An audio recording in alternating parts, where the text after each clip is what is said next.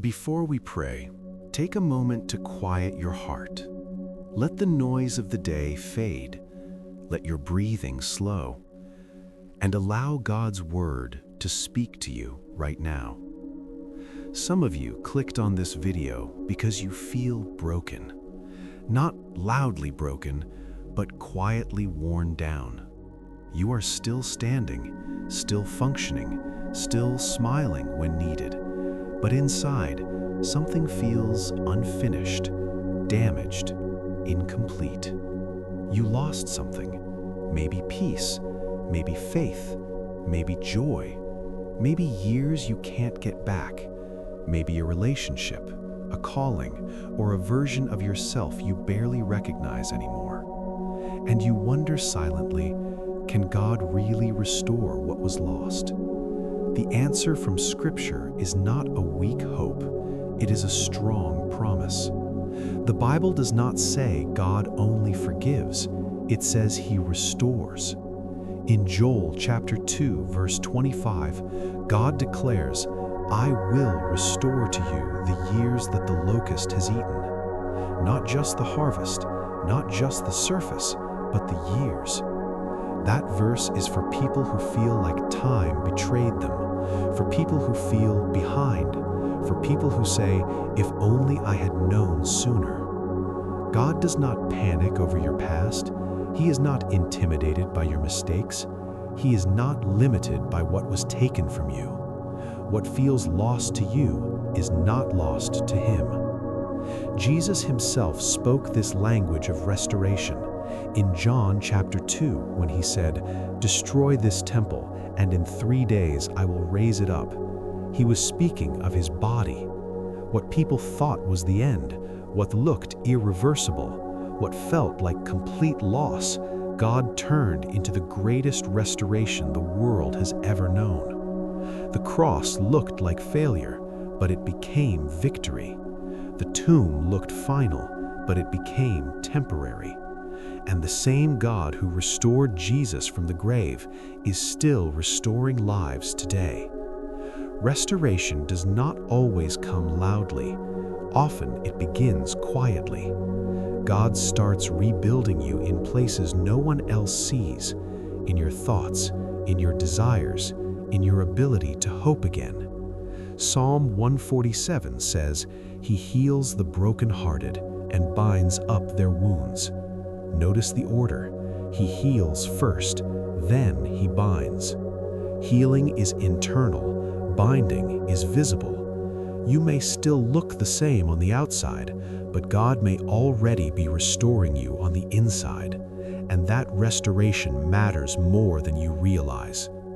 Some people want God to restore their situation, but God wants to restore their soul first, because if He only fixes what's around you without healing what's within you, the pain will return. God is not interested in quick repairs. He is committed to deep restoration. Isaiah 61 tells us that God gives beauty for ashes, the oil of joy for mourning, and a garment of praise for a spirit of heaviness. Ashes represent what has been burned down, what cannot be recovered by human effort. But God does not recycle ashes, He transforms them. What you call ruins, God calls foundations. What you call wasted years, God calls preparation. What you call brokenness, God calls a place where His power can dwell. If you are still breathing, your story is not over. If you are still seeking God, restoration is already in motion. Scripture says in Proverbs 24:16, "Though the righteous fall 7 times, they rise again." You may have fallen, you may have failed, but you are not finished. God restores not because you deserve it, but because He is faithful. And today, He is inviting you to stop replaying what was lost and start trusting what He is rebuilding. So now, let us pray together. Father God, I come before You with an honest heart. You see what I have lost. You know what was taken from me. You understand the pain I cannot put into words. Lord, there are moments when I feel empty, moments when I feel like something inside me has been broken for too long. But today, I choose to believe your word over my feelings. Your word says you restore. Your word says you heal.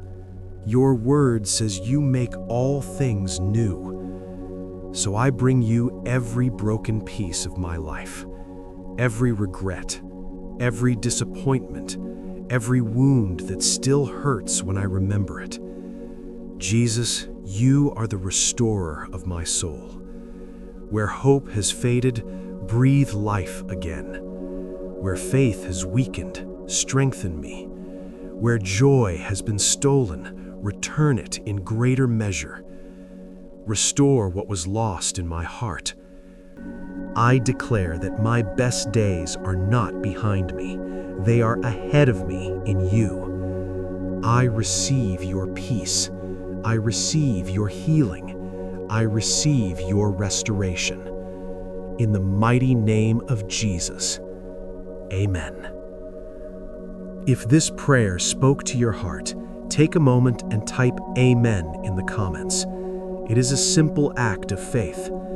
And if you need restoration in any area of your life, leave a prayer request below.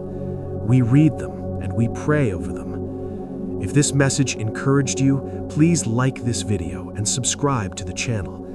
We post prayers and devotionals to strengthen your faith and remind you that God is still working in your life. Remember this: God is restoring you even now. You are not forgotten. You are not finished, and what was lost will not have the final word.